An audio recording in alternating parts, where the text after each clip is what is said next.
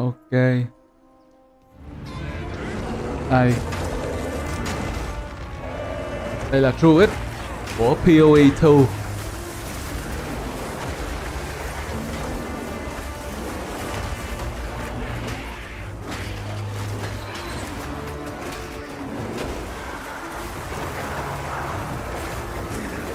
Nhìn ngầu ghê chưa? Ôi, thấy điện rồi gì tùm lum hết không? Hi, I'm Jonathan Rogers, one of the game directors on part of Exile 2. Đây là part of Exile 2 giới thiệu á. You can pick from one of 12 character classes. Each character has a combination of primary attributes to show off a character who specializes in strength and Từ intelligence. từ để coi cái này trước. Ở đây thấy không? Thấy là chơi có Volcano nè, rồi có Lightning nè. Là cảm giác chúng ta sẽ liên tưởng tới liền là đây là Druid của Diablo 2 ha. Tại vì có Volcano, chỉ có Lightning là mới thôi. Rồi xong có biến gấu. Bear form nè.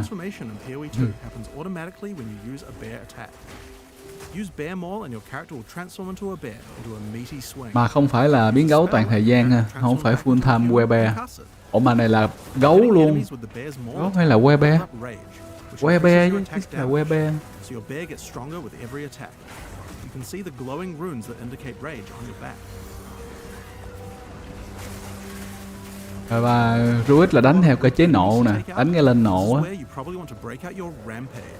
Và bắt đầu chơi Rampage. Đó, Rampage.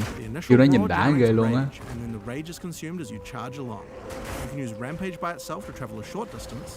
Or do some mauling first to build up some rage and travel a significant distance. Vô tán rồi bị đánh rồi. Now, while the bear is big and strong, this isn't a pure strength class. You don't have as much armor as a warrior would have.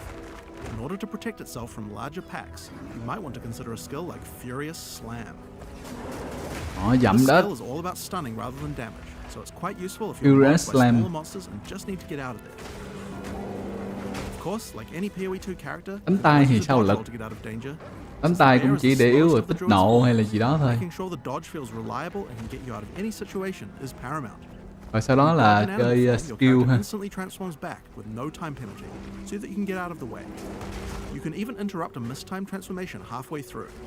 Cái chiêu dậm đất á, nhìn người ta làm hiệu ứng đẹp ghê. Something interesting about the skill is that it's faster to use if you're already standing up. If you're on all fours when you use Furious Slam, then the bear has to stand up first before slamming back down. Okay, you use Maul first, and the bear will stand up as you swing, which has no time penalty. Then follow up with Furious Slam, and your bear will quickly slam thì down. PoE2 á là người ta sẽ giảm cái spacing xuống ha. Tại vì cái PoE1 á đánh nhanh quá, thì bên PoE2 người ta sẽ giảm cái tốc độ nó xuống để mọi người đi với một cái tốc độ vừa phải, nhưng mà không phải là tốc độ quá chậm.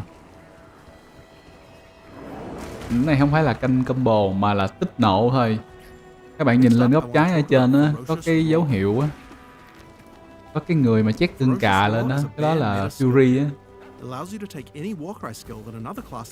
Ferocious Roar nè, tiếng rống nè.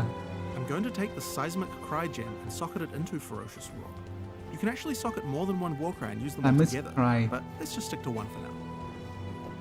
Ray War Cry. Skill là bây giờ gắn lên đây chứ không gắn lên đồ. Nó sẽ có một cái bảng skill riêng ha. If there are any heavily stunned enemies in range of the war cry, then your next slam skill will be powered to do double the number of slams. First, I use Furious Slam to stun these enemies. Next, I follow up with Seismic Cry and get the exerted attack. Anh ta đang hướng dẫn những cái combo cơ bản nè. Nhưng mà vô tay người chơi á thì combo nó sẽ đi lên nữa ha.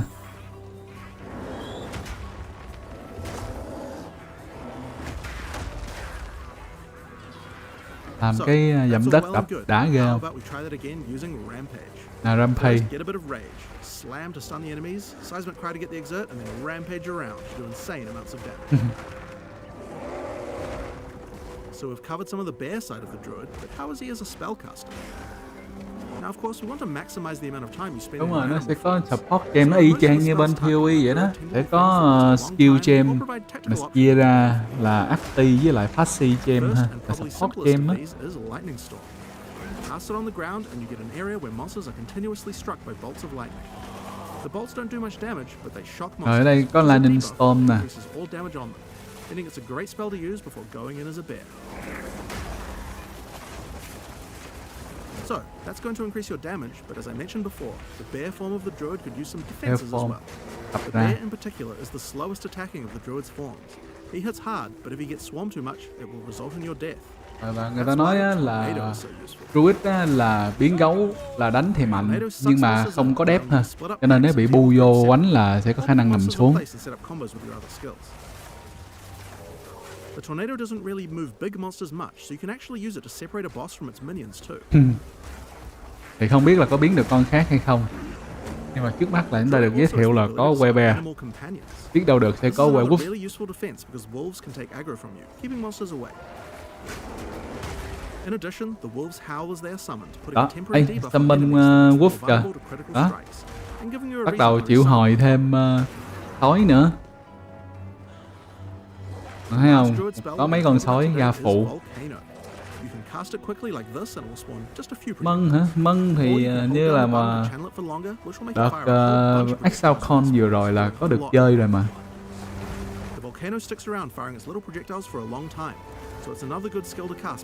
Có werewolf luôn hả? Tại vì chưa thấy có nói gì hết, thì không biết là có werewolf hay không thôi. Rồi mấy cái skill á, mình thấy là có combo nữa. Ví dụ như chơi nè, chúng ta nhìn thấy nè, cái volcano á, khi mà ở gần đó chỉ cần slam xuống một cái thì cái volcano nó sẽ văng nhiều cục hơn. Đó các bạn nhìn kìa, đó đó đó đó đó. Đó là lý do tại sao người ta chạy vòng xung quanh đó để múa lửa luôn được rồi đó. Druid này có những cái cơ chế gọi là tương tác giữa những cái skill rất là hay ha.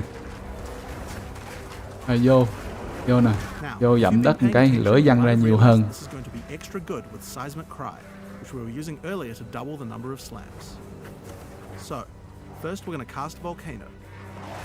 Bây giờ ta sẽ làm volcano trước. Xong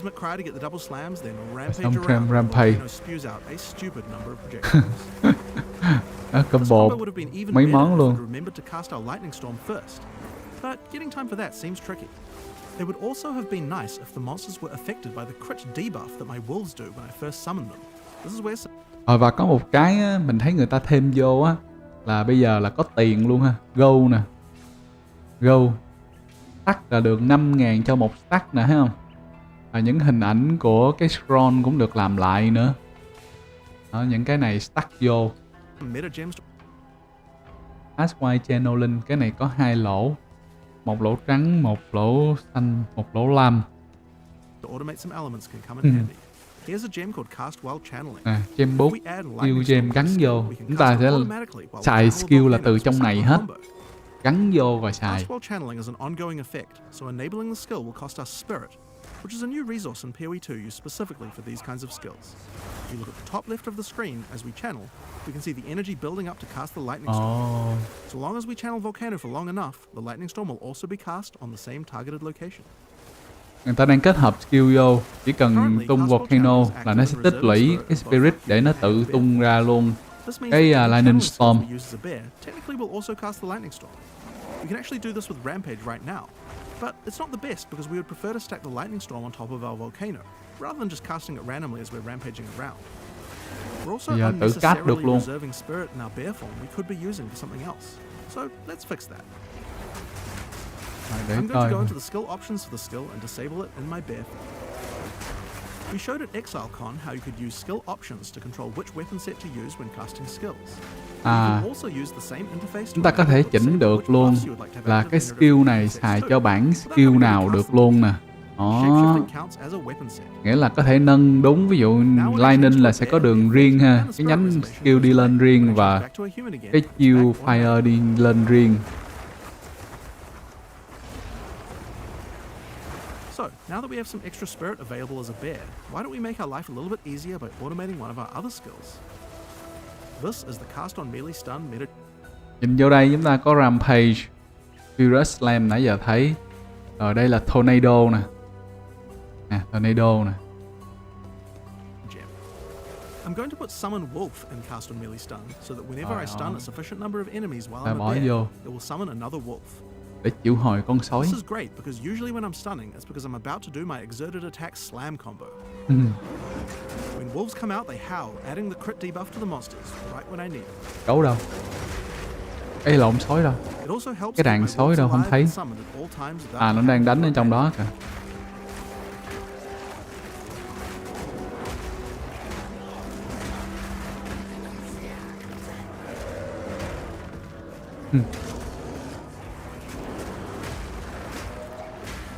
So, last but not least, let's talk about the skill tree.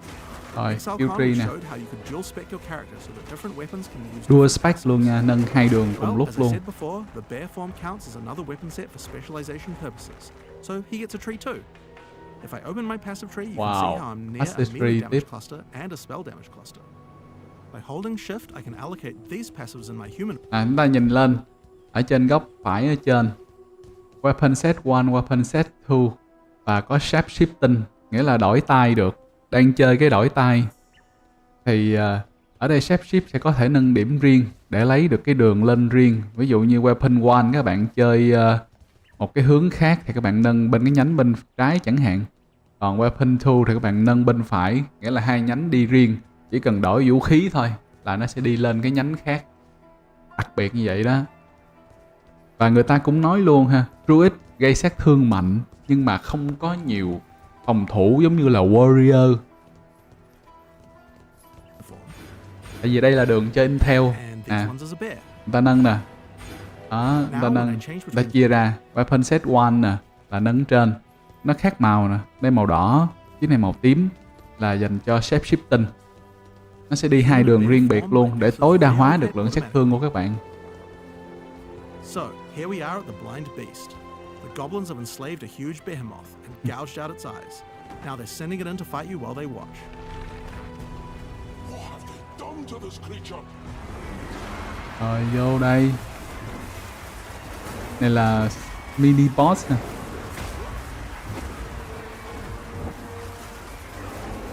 Side boss chứ, side boss.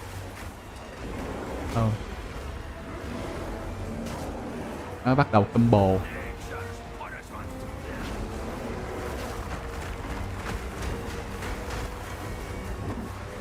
Combo âm âm luôn.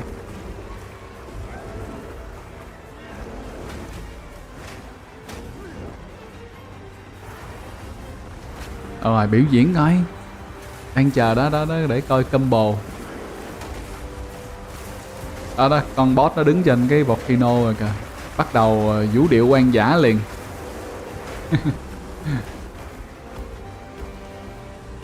Wow. Boss đánh dữ ha.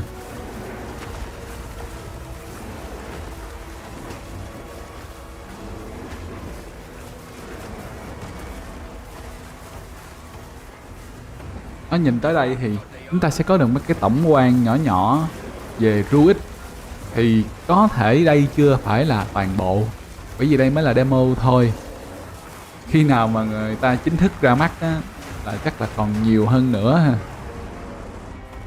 Hứa hẹn quá các bạn.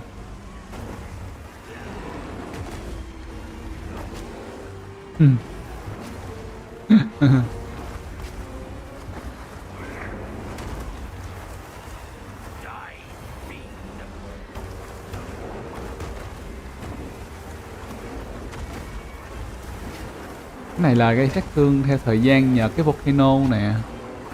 Nó cứ đứng là nó cứ ăn sát thương thôi. Nhưng mà cái khó là phải giữ cho con boss đứng ngay tại cái chỗ volcano. Ghê chưa, dậm xỉu luôn rồi. And there we have it. With a little bit of customization, we have a build that can combine many different active skills to do some really interesting effects. Nó xong. At the same time, your skill tree reconfigures automatically at the right time, and your buffs reconfigure automatically as well. You can even cast certain skills automatically. But we also haven't lost the dynamics of combat. Thì nó mới là thử thách. Mà cái chỗ đó là side boss thôi. Nghĩa là boss phụ để đánh để được thêm những cái gọi là đồ cung cấp thêm sức mạnh thôi. Chứ không phải là ác boss ha. Now, these are just some of the skills targeted at the Druid in PoE 2. Nè, We cái didn't phòng. even show you the wolf form yet. Ui, ui, There's a lot more to ơi, play con and gấu nó mới experience. lộn mèo kìa. Forward to let- Khoan. We didn't even show you the wolf Gấu form. nó mới lộn mèo kìa. Đời. Just some of the skills targeted at Rồi, gấu nó mới lộn mèo. the Druid in PoE 2. Form. We À, didn't phải chờ chút even xíu. show Đây you nè, gấu nó lộn mèo kìa. Exile. Vậy là ở trạng thái đó vẫn có thể lộn được luôn. A lot more to play and Nhìn experience. thiệt là thú vị Forward luôn to á. letting you guys try it out when we go into beta on June 7th, 20. Global Beta June 7 2024. Tác hợp Exile 2 ha.